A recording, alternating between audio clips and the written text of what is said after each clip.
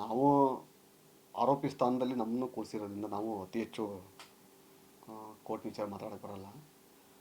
ಭಾಳ ವಿಶೇಷವಾಗಿ pen drive ಪ್ರಕರಣದಲ್ಲಿ ಯಾರ್ಯಾರು ಇದ್ದಾರೆ ಅಂತಂತೇಳಿ ಜಗತ್ತಿಗೆ ಗೊತ್ತಾಗಿದೆ. ಭಾಳ ವಿಶೇಷವಾಗಿ ರಾಜ್ಯದ ರಾಜಕಾರಣದಲ್ಲಿ ಅಲ್ಲೋಲ ಕೊಲ್ಲೋಲ ಸೃಷ್ಟಿ ಮಾಡಿದಂಥ ಆ ಒಂದು ಪ್ರಸಂಗ, ಆ ದಿನಗಳ ಒಂದು ಕೈ ನೆನಪುಗಳು ಮರುಕಳಿಸಿ ನೋಡೋದಾದರೆ ಡಿ ಕೆ ಶಿವಕುಮಾರ್ ಮೊದಲನೇ ಆರೋಪಿ ಸ್ಥಾನದಲ್ಲಿದ್ದಂಥವರು. ಡಿ ಕೆ ಶಿವಕುಮಾರ್ ಆದ ನಂತರ ಒಂದು ದಿವಸ ಮುಂಚಿತವಾಗಿ ಒಬ್ಬ ಖಾಸಗಿ ಚಾನಲ್ನನ್ನು ಪ್ರಜ್ವಲ್ನ ರಾಸಲೀಲೆ ಅಂತೇಳಿ ಪ್ರೋಮೋನ ಬಿಡುಗಡೆ ಮಾಡಿದರು. ಪ್ರೋಮೋ ಬಿಡುಗಡೆ ಮಾಡೋದಕ್ಕೆ ಆತನ ಹತ್ರ ಪೆನ್ ಡ್ರೈವ್ ಬಂದಿದೆ ಅನ್ನೋದು ಅಷ್ಟೊತ್ತಿ ಜಗಜ್ಜಾಹೀರಾಯಿತು. ನಾಳೆ ಟೆಲಿಕಾಸ್ಟ್ ಆಗ್ತದೆ ಅಂತ ಅಂದಾಗ ರಾಕೇಶ್ ಶೆಟ್ಟಿ ಹತ್ರ ಪೆನ್ ಡ್ರೈವ್ ಹೆಂಗೆ ಬಂತು ಅನ್ನೋದು ಇದುವರೆಗೂ ಕೂಡ ಯಾರೂ ಕೇಳಲಿಲ್ಲ. ಒಂದು ಖಾಸಗಿ ಚಾನಲ್ ಸಂಸ್ಥಾಪಕನಾದಂಥ ರಾಕೇಶ್ ಶೆಟ್ಟಿಯವ್ರನ್ನ ವಿಚಾರಣೆ ಮಾಡಲಿಲ್ಲ, ಅವ್ರಿಗೆ ಯಾವುದೇ ನೋಟಿಸ್ ಕೊಡಲಿಲ್ಲ ಅಲ್ಲಿ. ಅದಾದ ನಂತರ ಹಲವಾರು ರಾಜಕಾರಣಿಗಳು ಬಾಯಲ್ಲಿ ಮಾಧ್ಯಮದೆಲ್ಲ ಮಾತಾಡಿರೋಂಥದ್ದು ಜಗಜ್ಜಾಹೀರಾಯಿತು. ಭಾಳ ವಿಶೇಷವಾಗಿ ಹಾಸನ ಜಿಲ್ಲೆಯಲ್ಲಿ ಪೆನ್ ಡ್ರೈವ್ ಎಲ್ಲಿ ಸಿದ್ಧ ಆಯಿತು, ಯಾವ ಥರ ಅಲ್ಲಿಂದ ಡಿಸ್ಟ್ರಿಬ್ಯೂಷನ್ ಆಯಿತು ಅಂತಂತೇಳಿ ನಾನು ಎಲ್ಲ ಶಿವರಾಮೇಗೌಡ ಮಾತಾಡಿರೋಂಥ ಆ ಟೈಮ್ನಲ್ಲೇ ಎಲ್ಲ ಬಿಡುಗಡೆ ಆದಂಥ ಸತ್ಯಕ್ಕೆ ಭಾಳ ಹತ್ತಿರವಾದಂಥ ವಿಚಾರಗಳೆಲ್ಲ ಸತ್ಯ ಸಂಗತಿಗಳು ಅಲ್ಲಿ. ಆದರೆ ಈ ತನಿಖಾ ಸಂಸ್ಥೆ ಏನು SIT ಅಂತ ಏನು ನೇಮಕ ಮಾಡಿದರು, ಅವರೇ ನೇಮಕ ಮಾಡಿರೋಂಥ ಒಂದು ಸಂಸ್ಥೆ ಅದು, ರಾಜ್ಯ ಸರ್ಕಾರ ಮಾಡಿರೋಂಥದ್ದು. ಸೊ ಅವರಿಗೆ ಯಾವುದೋ ಒಂದು ಕುಟುಂಬವನ್ನು ತೆಗಿಬೇಕು, ಯಾವುದೋ ಒಂದು ಕುಟುಂಬವನ್ನು ಮುಗಿಸ್ಬೇಕು ಅನ್ನೋ ಒಂದು ಕಾರಣಕ್ಕೋಸ್ಕರ ಅವರು ಆ ಸೈಡಿನ ರಾಜಕಾರಣವನ್ನು ಮಾಡ್ತಾ ಬಂದರು. ಅಲ್ಲಿ ತಪ್ಪಿತಸ್ಥ ಯಾರೇ ಆಗಿರಲಿ ಕೋರ್ಟಿಗೆ ತಲೆಬಾಗಲೇಬೇಕು, ಶಿಕ್ಷೆ ಆಗಲಿ, ಅದು ಬೇರೆ ವಿಚಾರ ಅದರಲ್ಲಿ. ಆದರೆ ವೈಯಕ್ತಿಕವಾಗಿ ತೆಗೆದುಕೊಂಡಾಗ ರಾಜಕೀಯದಲ್ಲಿ ಇವತ್ತು ಯಾರೂ ಕೂಡ ಸಾಕ್ಷಿಗಳಲ್ಲ. ಹಲವಾರು ನಾವು ದೃಶ್ಯಗಳನ್ನು ನೋಡಿದ್ವಿ ನಾವಲ್ಲಿ. ಸೊ ಆ ದೃಷ್ಟಿಯಲ್ಲಿ ಇಟ್ಕೊಂಡು ಇದನ್ನು ಭಾಳ ಸೀರಿಯಸ್ಸಾಗಿ ತೊಗೊಂಡ್ರು. ಇವತ್ತು ನಾನು ಭಾಳ ಪ್ರಮುಖವಾಗಿ ಹೇಳಬೇಕು ಅಂತ ಅಂದರೆ, ಅವತ್ತಿನ ಘಟನೆಯಲ್ಲಿ ನಡೆದಂಥ ಇದರಲ್ಲಿ ಇವತ್ತು ಚಾರ್ಜ್ ಶೀಟನ್ನು ಫೈಲ್ ಮಾಡಿದ್ದಾರೆ. ಚಾರ್ಜ್ ಶೀಟಲ್ಲಿ ನಾನು ಆ ಕೇಸ್ನಲ್ಲಿ ವಿಟ್ನೆಸ್ ಆಗಿದ್ದೆ, ನಾನು ಸಾಕ್ಷಿದಾರ ಆಗಿದ್ದೆ. ನನ್ನಿಂದ ಯಾವ್ದಾರ ಒಬ್ಬ ವ್ಯಕ್ತಿಗೆ ಪೆನ್ ಡ್ರೈವ್ ಹೋಗಿರೋದಾಗಲಿ, ಇಲ್ಲಾಂದರೆ ಒಂದು ವಿಡಿಯೋ ಹೋಗಿರೋದಾಗಲಿ, ಅದನ್ನು ಅವರು ಅಷ್ಟು ತಾಕತ್ತಿದ್ದರೆ ಮಾಧ್ಯಮದಲ್ಲಿ ಬಿಡುಗಡೆ ಮಾಡಬೇಕಾಗಿತ್ತು.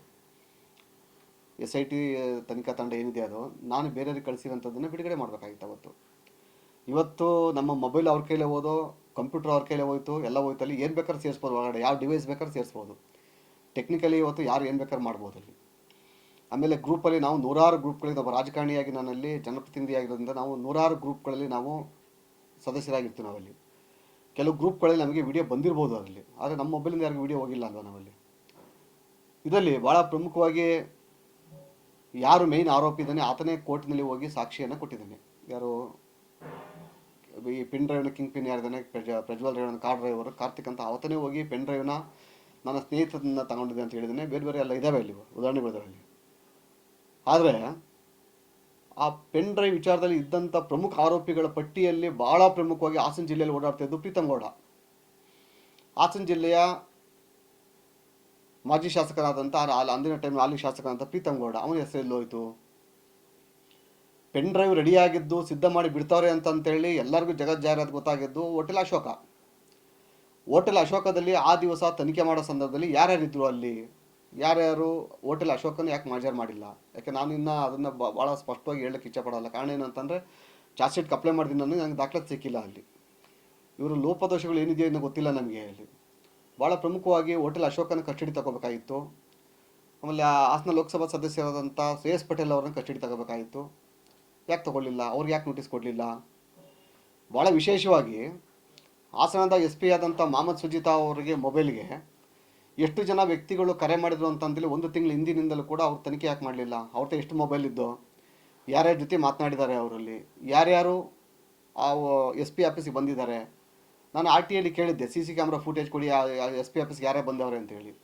ನನಗೆ ಒಂದು ಪತ್ರ ರಿಟರ್ನ್ ಬರೀತಾರಲ್ಲಿ, ನಿಮ್ಮ ಮೇಲೆ ಗಂಭೀರವಾದಂಥ ಆರೋಪ ಇರೋದರಿಂದ ನಿಮಗೆ ಯಾವುದೇ ದಾಖಲಾತಿ ಕೊಡೋಕ್ಕೆ ಬರೋದಿಲ್ಲ ಅಂತ ಬರೀತಾರೆ ಪತ್ರದಲ್ಲಿ. ಸೊ ಮೊಹಮ್ಮದ್ ಸುಜಿತಾ ಅವರು ಎಲ್ಲಿದ್ದರು, ಯಾರ್ಯಾರು ಕಮ್ಯುನಿಕೇಷನ್ ಆಯಿತು, ಯಾವ್ಯಾವ ರಾಜಕಾರಣಿ ಅವ್ರಿಗೆ ಫೋನ್ ಮಾಡಿದ್ರು, ಏನೇನಾಯಿತು, ಇವ್ರು ಎಲ್ಲೆಲ್ಲಿ ಹೋಗಿದ್ರು, ಯಾರ್ಯಾರ ಮನೆಗೆ ಹೋಗಿದ್ರು ಎಲ್ಲ ಬೇಕಲ್ವ ಅದು. ಅದಾದ ನಂತರ ಏನು ತನಿಖಾಧಿಕಾರಿ ಅಂತ ಏನು ಹಾಕಿದ್ದಾರೆ ಇವತ್ತು ತಮ್ಮಯ್ಯ ಅಂತೇಳಿ ಅವರ ಚರಿತ್ರೆ ತಗೊಳ್ಳಿ, ಗೊತ್ತಾಗ್ತದೆ ಎಲ್ಲ ಇತಿಹಾಸ ಏನಾಗಿದೆ ಅಂತೇಳಿ.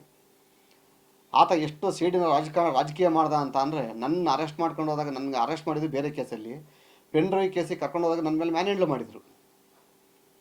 ಎನ್ಕೌಂಟ್ರ್ ಮಾಡ್ತೀವಿ ಅನ್ನೋ ಒಂದು ಭಯವನ್ನು ಹುಟ್ಟಿಸಿದ್ರು ಆ ಟೈಮಲ್ಲಿ. ಅಲ್ಲ, ಅದಕ್ಕೆ ನಾವು ಕಾನೂನು ಚೌಕಟ್ಟು ಉತ್ತರ ಕೊಡ್ತಾ ಇದ್ದೀವಿ. ಇಲ್ಲಿ ರಾತ್ರಿ 3 ಗಂಟೆ ರಾತ್ರಿ ಮಧ್ಯರಾತ್ರಿ ಮನೆಗೆ ಹೋಗಿ ಬೆಂಗಳೂರು ಮನೆ ನನ್ನ ಬಾಗಿಲು ಬೀಗ ನನ್ನ ಮಗನತ್ತ ಇದೆ ಅಂತ ಹೇಳಿದ್ರು ಕೂಡ ಅಲ್ಲಿ ಆರೋಪಿ ಸ್ಥಾನದಲ್ಲಿ ನನ್ನ ಕಸ್ಟಡಿಯಿಂದ ಕರ್ಕೊಂಡೋಗಿ ಅಲ್ಲಿ ಮನೆ ಬಾಗಿಲು ಹೊಡೆದಾಕ್ತಾರೆ. ಅಲ್ಲಿ ಇದೇ ತಮ್ಮಯ್ಯ ಅವರು ನೇತೃತ್ವದಲ್ಲಿ ಬಾಗಿಲು ಹೊಡೆದು ತಂದ್ರಲ್ಲಿ ಏನು ಸಿಕ್ಕಿದೆ ನಮ್ಮ ಮನೆಯಲ್ಲಿ? ಇಲ್ಲ ಪೆನ್ ಡ್ರೈವ್ ಸಿಗ್ತಾ, ಇಲ್ಲ ಕಂಪ್ಯೂಟರಲ್ಲಿ ಎತ್ಕೆ ಮರಲ್ಲ ಏನಾದ್ರು ಸಿಗ್ತಾ ಅಲ್ಲಿ? ಯಾಕೆ ಅದನ್ನು ಟಿ ವಿಲಿ ಟೆಲಿಕಾಸ್ಟ್ ಮಾಡಲಿಲ್ಲ ನೀವೆಲ್ಲ? ಇಲ್ಲಿ ಮೇಯ್ನ್ ಆರೋಪಿ ಸ್ಥಾನದಲ್ಲಿ ಇರೋಂಥವ್ರು ಪ್ರೀತಮ್ ಗೌಡ ಇಲ್ಲ, ಡಿ ಕೆ ಶಿವಕುಮಾರ್ ಇಲ್ಲ, ರಾಜಕಾರಣಿಗಳು ಯಾರೂ ಇಲ್ಲ, ಶ್ರೇಯಸ್ ಪಟೇಲ್ ಇಲ್ಲ, ಶರತ್ ಇಲ್ಲ. ಮೇಯ್ನು ಶಿವಲಿಂಗೇಗೌಡ ಓಪನ್ ಆಗಿ ಹೇಳಿದಾರಲ್ಲ, ಪೆನ್ ಡ್ರೈವ್ ಹಂಚಿ ನೋಡಿ ಅಂತಾರೆ, ಎಲ್ಲ ತಗೊಳ್ಳಿ ಕಳಿಸಿದ್ವಿ ನೋಡಿ, ಎಲ್ಲ ನೀಟಾಗಿ ಹಂಚ್ಕೊಳ್ರಿ ಅಂತ. ಅವರು ನೇರವಾಗಿ ಆಡಿಯೋ ರಿಲೀಸ್ ಆಯ್ತಲ್ಲ. ಶಿವಲಿಂಗೇಗೌಡನ ಯಾಕೆ ಅರೆಸ್ಟ್ ಮಾಡಲಿಲ್ಲ? ಶಿವಲಿಂಗೇಗೌಡ ಯಾಕೆ ನೋಟಿಸ್ ಕೊಡಲಿಲ್ಲ? ಭಾಳ ನೋವಿನ ಸಂಗತಿ ಅಂತ ಅಂದರೆ, ಇದು ಈ ಸಂವಿಧಾನದಲ್ಲಿ ಇರುವಂಥ ಅದರ ಹಾಲಿ ಕರ್ನಾಟಕದಲ್ಲಿರುವಂಥ ಕಾನೂನು ಸಂಪೂರ್ಣವಾಗಿ ಕಾಂಗ್ರೆಸ್ ಪಕ್ಷದ ಗುಲಾಮರಾಗಿ ಕೆಲಸ ಮಾಡ್ತಿದ್ದಾರಲ್ಲಿ. ಹಾಗಾಗಿ ಇವರು ಏನು ಇನ್ವೆಸ್ಟಿಗೇಷನ್ ಆಫೀಸರ್ ಯಾರು ತಮ್ಮಯ್ಯ ಅವರು ನೇಮಕ ಮಾಡಿದ್ರು, ತಮ್ಮಯ್ಯವರ ಚರಿತ್ರೆಯನ್ನು ಅತಿ ಕೆಲವೇ ದಿವಸಗಳಲ್ಲಿ ನಾನೇ ಬಿಡುಗಡೆ ಮಾಡ್ತೀನಿ. ನಾನು ಇದು ಚಾರ್ಜ್ ಶೀಟ್ ತೆಗೆದು ಓದಿ ನಾನಲ್ಲಿ ಪ್ರಾಮಾಣಿಕ ನಾವು ತಪ್ಪು ಮಾಡಿ ಶಿಕ್ಷೆ ಕೊಡಲಿ, ನಾವು ತಲೆಭಾಗ ನಾವಲ್ಲಿ.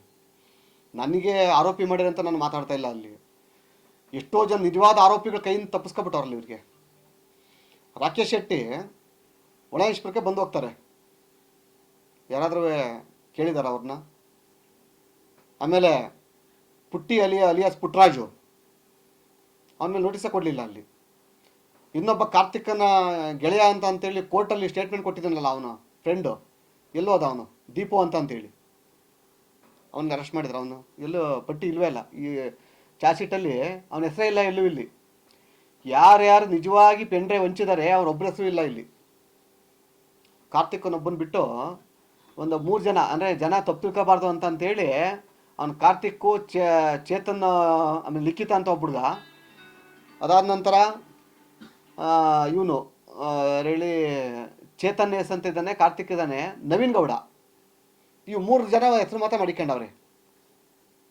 ಇನ್ನು ಮಿಕ್ಕಿದ್ರೆ ಯಾರು ಹೆಸರುಗಳಿಲ್ಲ, ಯಾರ್ಯಾರು ಮೇನ್ ಪ್ರಮುಖ ಪಾತ್ರದ್ದು ಇಲ್ಲ. ಅಂದರೆ ಇವ್ರು ಹಾಕಿರುವಂಥ ಚಾರ್ಜ್ ಶೀಟು ಎಷ್ಟು ಪ್ರಾಮಾಣಿಕವಿದೆ ಅನ್ನೋದು ನಾವು ಪ್ರಶ್ನೆ ಮಾಡಬೇಕಾಗಿದೆ. ಇಲ್ಲಿ ನಾನು ಚಾರ್ಜ್ ಶೀಟ್ ಸುಮಾರು ಒಂದು 12,000 ಪುಟಗಳು ಚಾರ್ಜ್ ಶೀಟ್ ಅಂದಿದೆ ಅಂತ ಹೇಳಿದ್ರಲ್ಲಿ, ನಾನು ಆ ಚಾರ್ಜ್ ಶೀಟನ್ನು ತೆಗೆದು ಕಾನೂನು ತಜ್ಞರ ಜೊತೆ ಚರ್ಚೆ ಮಾಡಿ, ನಾನೊಬ್ಬ ವಕೀಲರಾಗಿರೋದ್ರಿಂದ ಇದನ್ನು ಡೆಪ್ತ್ ಹೋಗ್ತೀನಿ, ನಾನು ಬಿಡಲ್ಲ ನಾನಿಲ್ಲಿ. ಬಟ್ ಆದರೆ ಒಂದಂತೂ ಸತ್ಯ, ಯಾವುದೇ ಕಾರಣಕ್ಕೂ ಕೂಡ ಈ ಜಿಲ್ಲೆಯ ಈ ಪೆನ್ ಡ್ರೈವ್ ತನಿಖಾಧಿಕಾರಿಗಳಿದ್ದಾರಲ್ಲ, ಈ ತನಿಖಾಧಿಕಾರಿಗಳನ್ನೇ ನಾವು ತನಿಖೆ ಮಾಡಬೇಕಾದ ಪರಿಸ್ಥಿತಿ ಬಂದಿದೆ ಈಗ. ಅವ್ರುಗಳು ತನಿಖೆ ಮಾಡ್ಬೇಕಾದ್ರೆ ಯಾರ್ಯಾರ ಫೋನಲ್ಲಿ ಮಾತಾಡಿದ್ದಾರೆ, ಎಲ್ಲೆಲ್ಲಿ ಹೋಗಿದ್ದಾರೆ, ಲೊಕೇಶನ್ ಅವೆಲ್ಲ ತೆಗಿಬೇಕು ನಾವಲ್ಲಿ. ತನಿಖೆ ಅದೇನು ಮಾಡ್ಬೇಕಂತ ತನಿಖೆ ಮಾಡಿಲ್ಲ ಅವರು ಯಾರ್ಯಾರು ಅವರಿಗೆ ಶತ್ರುಗಳಿದ್ರು, ರಾಜಕೀಯ ಶತ್ರುಗಳಿದ್ರು, ಅವರನ್ನು ಮುಗಿಸುವಂಥ ಕೆಲಸವನ್ನು ಮಾಡಿದಾರಲ್ಲ. ಹಾಗಾಗಿ ಏನು CC 2/2026 ಚಾರ್ಜ್ ಶೀಟನ್ನು ಸಬ್ಮಿಟ್ ಮಾಡಿದ್ದಾರೆ, ಅದು ಘನ ನ್ಯಾಯಾಲಯಕ್ಕೆ ಕೈ ಸೇರಿದೆ. ಅಲ್ಲಿ ಕಾಪಿ ಬಂದ ನಂತರ ನಾನು ಮಾಧ್ಯಮದ ಮುಂದೆ ಬರ್ತೀನಿ. ಅದಕ್ಕೆ ಮುಂಚಿತವಾಗಿ ನಾನಲ್ಲಿ ಯಾರ್ಯಾರು ತನಿಖಾಧಿಕಾರಿಗಳಿದ್ದಾರೆ ಅವ್ರ ಮೇಲೆ ನಾನು ತನಿಖೆ ಮಾಡಲಿಕ್ಕೆ ಹೈಕೋರ್ಟಲ್ಲಿ ಕೂಡ ನಾನು ರಿಟ್ ಅರ್ಜಿಯನ್ನು ಸಲ್ಲಿಸಿ, ಮೊದಲು ನಾನು ಎಷ್ಟು ಪ್ರಾಮಾಣಿಕ ಅನ್ನೋದು ಈ ರಾಜ್ಯ ಜನತೆಗೆ ಗೊತ್ತಾಗಬೇಕು. ನಾನು ಪ್ರಾಮಾಣಿಕನ ಅಪ್ರಾಮಾಣಿಕ ಅಂತ ಗೊತ್ತಾದ ನಂತರ, ನನ್ನಲ್ಲಿ ಪ್ರಾಮಾಣಿಕ ಅಂತ ಗೊತ್ತಾದ ಮೇಲೆ ಇವರೆಲ್ಲರ ತನಿಖೆನ ಮುಂದೆ ತಂದಿರ್ತೀನಿ ನಾನು. ಧನ್ಯವಾದ.